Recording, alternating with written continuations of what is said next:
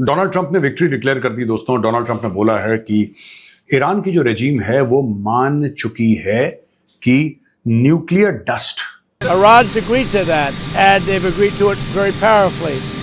They've agreed to give us back the nuclear dust that's way underground because of the attack we made with the B-2 bomber. So we have a lot of agreement with Iran, and I think something's going to happen very positive. अब ये nuclear dust किसको बोलता है? Donald Trump nuclear dust जो enriched uranium है उसके बारे में वो बात करता है। तो उसका ये कहना है कि साहब जो ईरानी हैं उन्होंने यस बोल दिया है, वो मुझे बेग कर रहे हैं, मुझसे भीख मांग रहे हैं, they are begging for a deal, और उन्होंने बोल दिया कि हाँ साहब आप बोला है तो हम आपकी बात कैसे टाल सकते हैं और हम आपको ब्ला ब्ला ब्ला, जो भी उसको स्टोरी सुनानी थी डोनाल्ड ट्रंप ने एक लंबी चौड़ी स्टोरी सुना दी।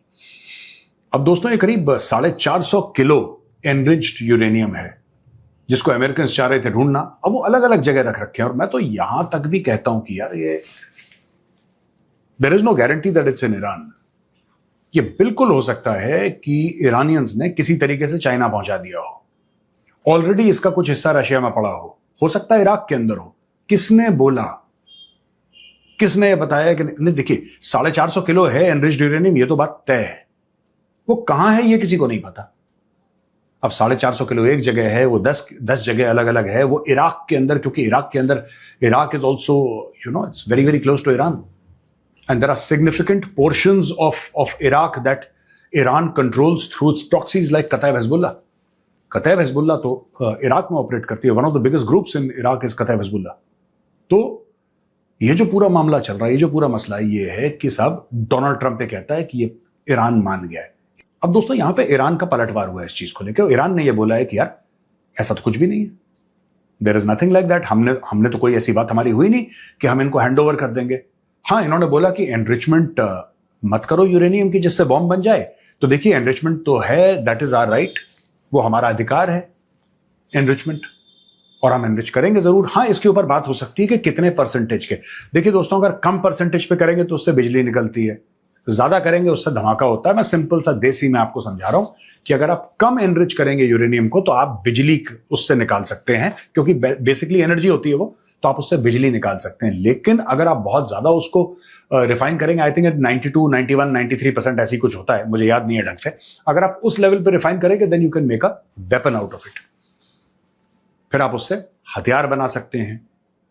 तो कितने परसेंटेज इसको एनरिच करना है, ईरान कहता है कि this we can talk about, लेकिन एनरिचमेंट पर से हम करेंगे, वो तो हमारा हक है। अच्छा, जब ये सब बातें यहां पे हो रही हैं दोस्तों, मैं आपको एक बात बता देता हूं कि ये एक बहुत बड़ा ट्रैप है, और ये ट्रैप लेकर आया है ईरानियन रेजिम ने। और ईरानियन रेजिम का ये ट्रैप है क्या, ये जानना बहुत जरूरी है। बहुत समय पहले की बात है कि ईरान ने बोला कि हमें न्यूक्लियर वेपन बनाने हैं। अब शुरू में दोस्तों इनको न्यूक्लियर एनर्जी का जो चस्का दिया था वो भी अमेरिकन ने दिया था। जो पहला न्यूक्लियर रिएक्टर आया था ईरान में, वो अमेरिकन ने इनको गिफ्ट किया था। ये बहुत पहले की बात है। खुमैनी जो था, अयतुल्लाह खुमैनी 1979 में आया था, उसके भी 20 साल पहले की बात है, समथिंग इन द 50s और अर्ली 60s। और कभी ऐसा हुआ कि अमेरिकन ने बोला कि ये लो रिएक्टर, इससे 5 मेगावाट बिजली निकलेगी। फिर एक और कंपनी थी, जर्मन कंपनी, आपने नाम सुना होगा, सीमेंस करके। तो सीमेंस ने इनके लिए एक न्यूक्लियर रिएक्टर बना दिया, और एक अमेरिकन कंपनी और एक जर्मन कंपनी फलाना, तो इनके पास कुछ कुछ न्यूक्लियर रिएक्टर आ गए। अब हुआ ये कि जो शाह था, शाह का यह मन नहीं था कि शाह न्यूक्लियर वेपन बनाए। अगर था भी तो शाह ने कभी इसको जग जाहिर नहीं किया कि 10 लोगों के बीच में बोले कि मैं ये करना चाहता हूं। शाह चुप था इस मामले में। Shah was under the American control, बिल्कुल। He owed his existence to the American, ये भी बात सच है।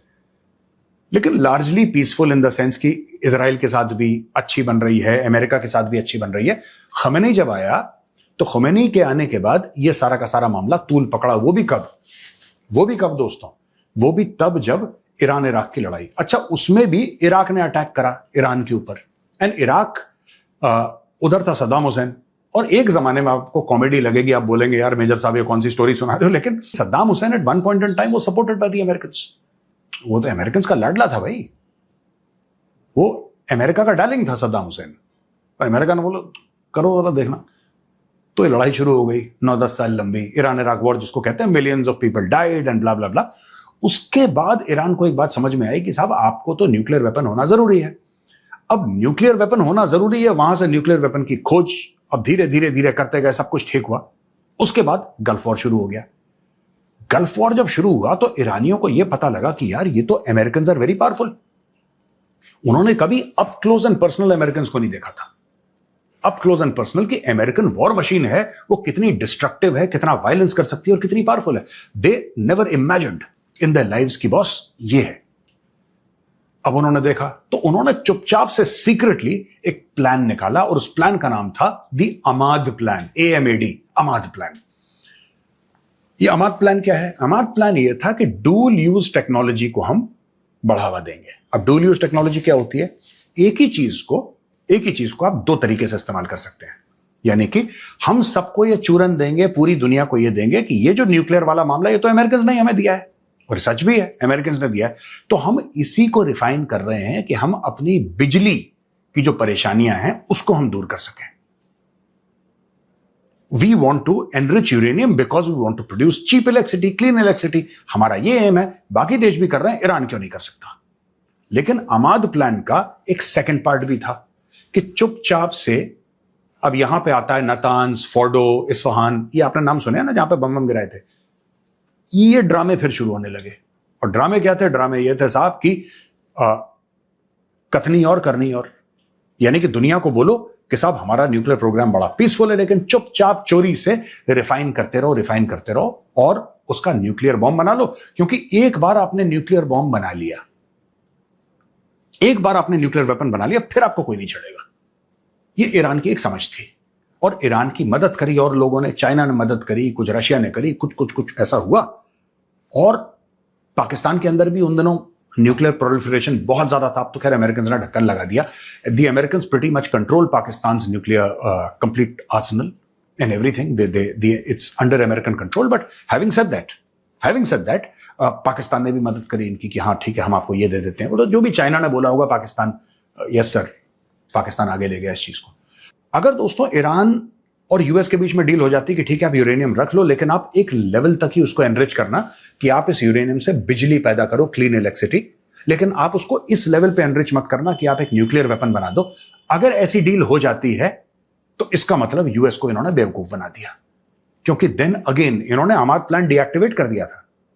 अमाद प्लान दे डीएक्टिवेटेड, राइट?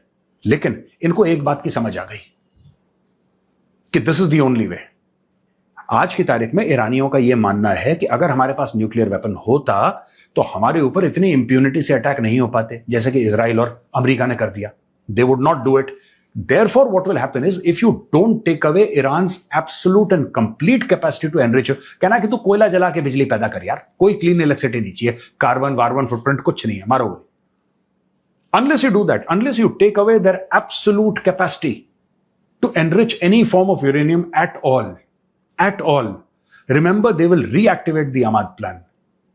ये लोग फिर से अहमद प्लान को एक्टिवेट करेंगे, फिर से किसी पहाड़ के नीचे खोद के फिर से बनाना शुरू करेंगे। ये कभी ना रुकने वाला सिलसिला है। अगर अभी ईरानियन रेजिम सरवाइव कर जाती है, it will become 10 times more dangerous. आपने देखा ना, अटैक करा अमेरिका ने, अटैक करा इजराइल ने, इन्होंने पूरे मिडिल ईस्ट में आग लगा दी। अब सोचिए इसी रेजिम के पास अगर न्यूक्लियर वेपन होते क्या करती? What would they have done? इसीलिए मैं कहता हूं, जो इजराइल कहता है ना, आपको इजराइल ना पसंद आता, you may not like Israel, you may not agree with Israel, and that's okay. Everybody has, their opinions, and everybody is entitled to their opinions. Lekin dosto, if somebody has absolute clarity on what to do with this Iranian regime, it is only and only the Israelis.